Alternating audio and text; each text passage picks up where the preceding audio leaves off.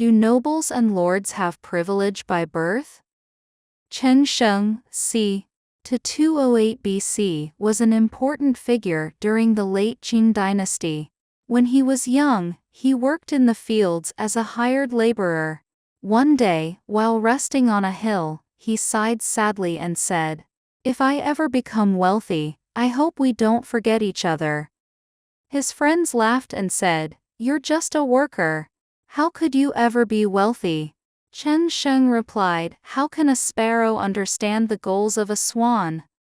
In July 209 BC, the Qing dynasty forced 900 poor villagers to guard Yuyang. Chen Sheng and Wu Guang were assigned as minor leaders. Though they are leaders, they cared for their soldiers and gained their support. On the way, they were caught in heavy rain and could not reach their destination on time. According to Qin laws, those who were late would be executed. Chen Sheng and Wu Guang discussed their options. Running away means death, and so does a rebellion. Why not die for a cause? Chen Sheng explained that the people had suffered under the Qing regime for too long. If they called on the famous figures like Prince Fusu and Xiang Yan, many people would join them. To boost the soldiers' confidence, they used a divination trick. They wrote King Chen Sheng on cloth and secretly placed it inside a fish. When the soldiers found the cloth in the fish, they talked about it and subtly showed their support for Chen Sheng. Chen Sheng and Wu Guang believed the time was ripe and awaited an opportunity. One day, two officers escorting the soldiers got drunk.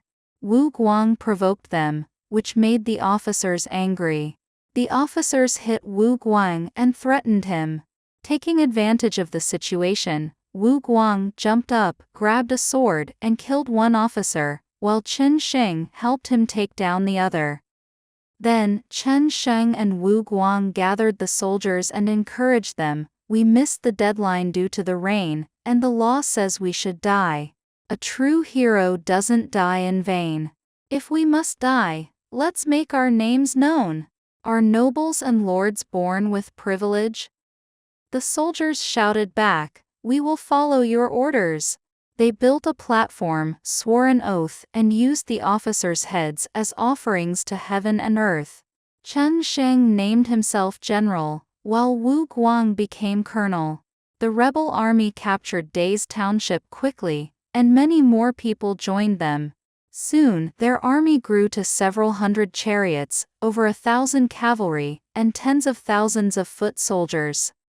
Although Chen Sheng's rebellion eventually failed, he started the first large-scale peasant uprising in Chinese history, becoming a leader against the Qin dynasty.